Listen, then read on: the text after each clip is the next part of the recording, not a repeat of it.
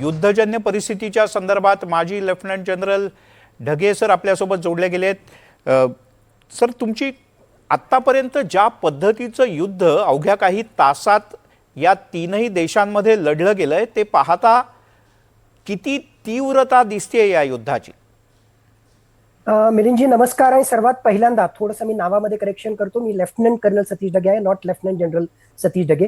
आता तुमच्या मूळ प्रश्नाकडे येतो की तीव्रता या एकूणच सगळ्या युद्धाविषयी किंवा संघर्षाविषयी तुम्ही जी तीव्रता त्या ठिकाणी विचारलेली आहे, माझ्या मते मागच्या काही तासांमध्येच जर आपण पाहिलं तर जितक्या मोठ्या प्रमाणामध्ये अमेरिका आणि इस्रायल यांनी एकत्रितपणे त्या ठिकाणी संयुक्तपणे हल्ला त्या ठिकाणी केला आणि त्याच्या सोबतीलाच एका तासाच्या आतच इराणनं सुद्धा अमेरिकेचे आखाती देशमध्ये असणारे जे 7 वेगवेगळ्या प्रकारचे देशांमधले military bases, air bases, naval bases आहे त्यावर हल्ला केला. यावरून आपल्याला लक्षात येतं की शेकडो मिसाईल, शेकडो ड्रोन्सचा वापर त्या ठिकाणी झालेला आहे. प्रचंड प्रमाणामध्ये वित्तहानी, प्रचंड प्रमाणामध्ये मनुष्यहानी झालेली आहे. म्हणून या सगळ्याच अँगलला आपण जर पाहिलं तर खूप मोठा अशा प्रकारचा सिव्हिअर स्ट्राईक आहे आणि दुर्दैवाने हे इथेच संपणार नाही. येणाऱ्या 24 ते 48 तासामध्ये याची भीषणता आणखीन मोठ्या प्रमाणामध्ये वाढेल हे आपल्याला दिसतंय. आणि ज्या बातम्या आपल्या समोर त्या ठिकाणी येत आहेत, तेहरानमध्ये या केलेल्या हल्ल्यामध्ये इराणचे अत्यंत महत्वाचे असे IRGC कमांडर त्या ठिकाणी असो किंवा इराणचा डिफेन्स मिनिस्टर असो, त्याचा खात्मा करण्यामध्ये सुद्धा इस्रायल आणि अमेरिकेला यश त्या ठिकाणी प्राप्त झालेलं आहे. तर या सगळ्या गोष्टी एकत्रित जर पाहिलं तर सिव्हिअरिटी तुम्ही विचाराल तर नक्कीच अत्यंत भयानक, भयावह अशी परिस्थिती या संघर्षाच्या माध्यमातून आपल्याला एकूणच अनुभवायला मिळते, पाहायला मिळते. ढगे सर, गेल्या अनेक दिवसांपासून या दोन्ही अमेरिका आणि इराणमधल्या तणावाच्या बातम्या येत होत्या. याचा अर्थ या दोन्ही देशांनी परस्परांच्या विरोधात लढण्याची पुरेशी पूर्वतयारी केली. पहिल्याच काही टप्प्यात एकाच वेळेला 30-30, 40-40 मिसाईल डागली जाणं, जेव्हा एखादं मिसाईल डागलं जातं तेव्हा शत्रू राष्ट्राच्या नेमक्या ठिकाणांचा अभ्यास केल्याशिवाय ते डागलं जात नाही. तर याबद्दल तुम्ही काय सांगाल? माझ्या मते हे काही फक्त एका दिवसामध्ये केलेला हा हल्ला नाही, किंवा सुरुवातीला जसं इस्रायलच्या डिफेन्स मिनिस्टरने सांगितलं की प्रीएम्प्टिव्ह स्ट्राईक. प्रीएम्प्टिव्ह स्ट्राईकचा अर्थ त्या ठिकाणी काय होतो की इराणकडून आमच्या अस्तित्वाला धोका निर्माण होतोय, इमिनंट थ्रेट, इमिजिएट थ्रेट आमच्याकडे आहे आणि म्हणून ती थ्रेट नष्ट करण्यासाठी केलेला हल्ला. हे इतकं साधं सोपं गणित नाहीये. प्रचंड मोठ्या प्रमाणामध्ये हा हल्ला केलेला आहे आणि हा एवढ्या मोठ्या प्रमाणामध्ये हल्ला केला असेल तर त्याच्या मागे होमवर्क सुद्धा तेवढंच तगडं होतं. आपण जर लक्षात घेतलं असेल तर मागच्या 2 ते 2.5 महिन्यामध्ये जे आहे अत्यंत मोठ्या प्रमाणामध्ये अमेरिकेनं आपल्या सैन्याची वॉरप्लेन्स, वेगवेगळ्या प्रकारचे फायटर एअरप्लेन्स, एरोप्लेन्स त्या ठिकाणी असतील.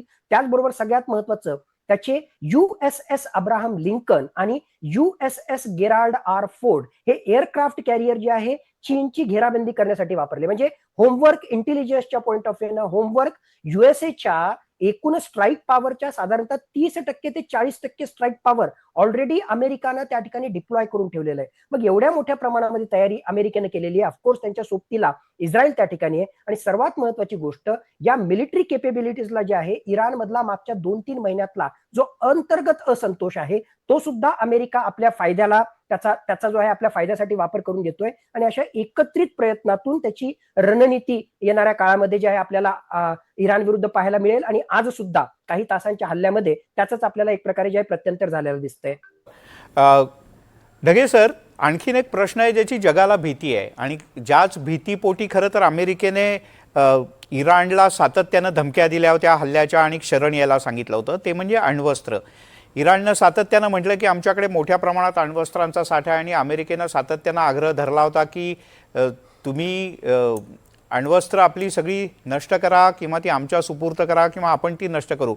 अर्थात हा केवळ अण्वस्त्रांच्या पुरता तूतू मैमयचा भाग आहे का तेल साठे आणि अन्य काही गोष्टी याच्या पाठीमागे आहेत? मिलिंदजी, माझ्या मते अमेरिकेनं हा जो हल्ला केलेला आहे आणि म्हणजे मी याला पूर्वनियोजित अशा प्रकारचाच हल्ला म्हणेल. याच्या मागे जे आहे तर 2 महत्वाचे त्याचे जे आहेत ऑब्जेक्टिव्ह, 2 महत्वाची उद्दिष्ट त्याला हासिल करायची आहे. जून 2025 मध्ये सुद्धा इस्रायल आणि अमेरिकेनं इराणमधल्या न्यूक्लिअर साइट्सवर हल्ले केले होते आणि त्यावेळेस सुद्धा जे आहे अमेरिकेला काय हासिल करायचं होतं, एक इराणनं जे आहे युरेनियमचं संवर्धन या लेवलपर्यंत वाढू नये की त्याच्या माध्यमातून इराण न्यूक्लिअर मिसाईल्स त्या ठिकाणी बनवेल. पहिलं उद्दिष्ट अमेरिकेचं आहे की इराणला न्यूक्लिअर मिसाईल्स बनवण्यापासून परावृत्त करणं, आणि दुसरा महत्वाचा उद्दिष्ट जे अमेरिकेला त्या ठिकाणी साध्य करायचं आहे की 1979च्या इस्लामिक रिव्होल्युशन नंतर इराणमध्ये जी धर्मसत्ताक राजसत्ता आलेली आहे आणि त्याच्या माध्यमातून आज घडीला अयातुल्ला अली खामेनी यांची जी सत्ता आहे ती सत्ता उलटवून टाकणं आणि अमेरिकन धार्जिनं, अमेरिकेचा पपेट असणारं अशा प्रकारचं सरकार किंवा अशा तिथे आणणं हे अमेरिकेचं टार्गेट आहे. डगे सर, मी तुम्हाला थोडंसं थांबवतो, तुम्ही राहाच आपल्यासोबत. आता थेट इस्रायलमधून सॅमी तळेगावकर आपल्यासोबत जोडले गेलेत. सर नमस्कार, माझा आवाज पोहोचतोय तुमच्यापर्यंत व्यवस्थित? हो, नमस्कार. नमस्कार. नमस्कार. तुम्ही आता दोघंही कुठे आहात? तुमच्या आजूबाजूची परिस्थिती शांततापूर्ण आहे का? काय आजूबाजूची स्थिती आणि वातावरण आहे? आम्ही सध्या आमच्या घरात आहोत, अजोग या शहरात, आणि घरी असल्यामुळे तुमच्याकडे सिक्युरिटी रूम आहे ज्याला भोंगाट म्हणतात. त्यामुळे भोंगाट झाला की आम्ही ममाज मध्ये जाऊन बसतो, तर आम्हाला एवढी काही भीती वगैरे वाटत नाही, कारण आम्ही या परिस्थितीला कित्येकदा सामोरे गेलेलो आहोत. तर आम्ही कोण यायला तयार आहोत म्हणून आमच्या पंतप्रधानांवर आणि आमच्या सैन्यांवर पूर्ण विश्वास आहे. त्यांच्यावर पूर्ण अवलंबून राहू शकतो की ते आमची पूर्ण काळजी घेतील, म्हणून चांगली काळजी घेतील. तुम्हाला गेल्या काही दिवसापासून अंदाज होता की इतक्या तीव्र आणि टोकाचे असे हल्ले इस्रायलवर पण होऊ शकतात? आम्हाला अंदाज होता, कारण गेल्या वॉर मध्ये इराणनी हमला केला होता आणि काही ठिकाणी आमच्या हॉस्पिटलवर आणि इन्स्टिट्यूटवर बॉम्ब टाकले होते, मिसाईल्स.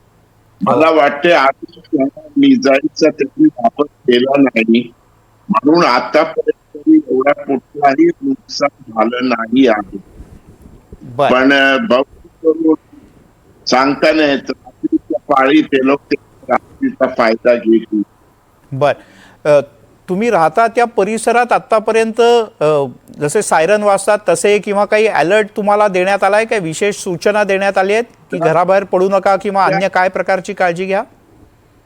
आमच्याकडे ऍप्लिकेशन आणि ती ऍप्लिकेशन सगळ्यांना दिलेली आहे, जे इस्रायलचे आहेत त्यांची ना आहे, सगळे पण डाउनलोड करतात.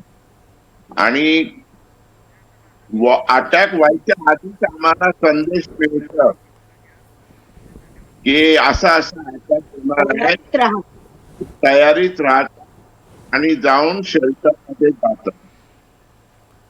ठीक आहे. माझ्या ओळखीचे बहुतेक इंडियन स्टुडंट इस्रायल मध्ये आहेत, तेल अविवला, हायफाला, जेरुसलेमला. बरोबर. त्यांना मी सारखा अपडेट देत राहतो. ठीक आहे, तुमच्याकडनं आम्ही अपडेट घेत राहू. तुर्तास तुम्ही सुरक्षित ठिकाणी राहा, जेणेकरून तुम्हाला कुठल्याही प्रकारचं नुकसान पोहोचणार नाही अशी अपेक्षा आणि प्रार्थना व्यक्त करतो. तुम्ही आत्ता तातडीनं इतक्या थोडक्यात पण महत्वाची माहिती दिलीत, याबद्दल तुमच्या दोघांचेही धन्यवाद. धन्यवाद. 40 वर्ष झाली आम्हाला इस्रायलमध्ये. हो हो. डगे सर, आपण पाहिलं की नागरिकांना टेक्नॉलॉजी वाईज इस्रायलनं इतक्या गोष्टी उपलब्ध करून दिलेल्या आहेत की ते फार सतर्क असतात आणि त्यांना वेळोवेळी वेगवेगळ्या प्रकारच्या सूचना सुद्धा मिळत असतात.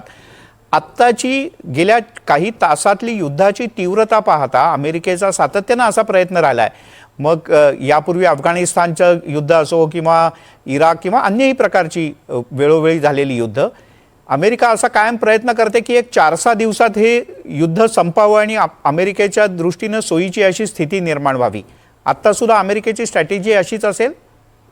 ॲब्सोल्युटली मिलिंदजी, अत्यंत महत्वाचा मुद्दा, आणि नेमकी अशी स्ट्रॅटेजी डोनाल्ड ट्रम्प यांची असणार आहे आणि तेच त्यांच्या फायद्याचं आहे. जर हे युद्ध खरोखरच चिघळलं तर अमेरिकेच्या डोमेस्टिक फ्रंटवर डोनाल्ड ट्रम्पला जे आहे खूप मोठ्या नामुष्कीचा त्या ठिकाणी सामना करावा लागू शकतो. कारण मुळातच मागच्या काही काळामध्ये सुद्धा जर आपण पाहिलं असेल तर अमेरिकेची ती स्ट्रॅटेजी राहिलेली आहे की अशा प्रकारचे सर्जिकल स्ट्राईक करणं किंवा लिमिटेड स्विफ्ट स्ट्राईक त्या ठिकाणी करणं, याच्या माध्यमातून दबाव तंत्राचा वापर त्या ठिकाणी करणं आणि आपले मिलिटरी ऑब्जेक्टिव्ह आणि पॉलिटिकल ऑब्जेक्टिव्ह साध्य करून घेणं.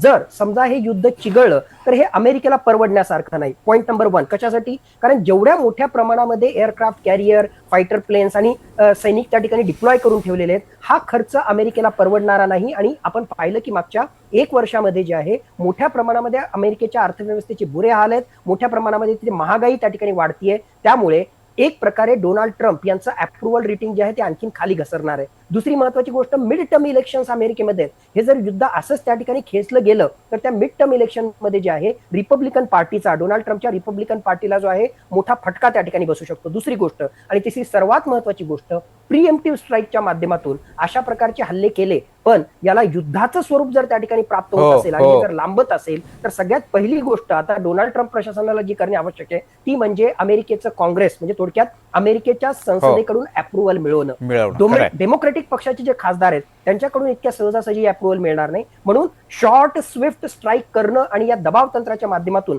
इराणकडून आपल्याला जे पाहिजे ते साध्य करून घेणं, हीच रणनीती डोनाल्ड ट्रम्पची त्या ठिकाणी असणार आहे. ढगे सर, खूप खूप धन्यवाद. तुम्ही अतिशय नेमकेपणानं या सगळ्या गोष्टींचं विश्लेषण केलं याबद्दल आणि तुमच्याकडनं वेळोवेळी अशाच काही महत्त्वाच्या अपडेट्स घेत राहू. धन्यवाद.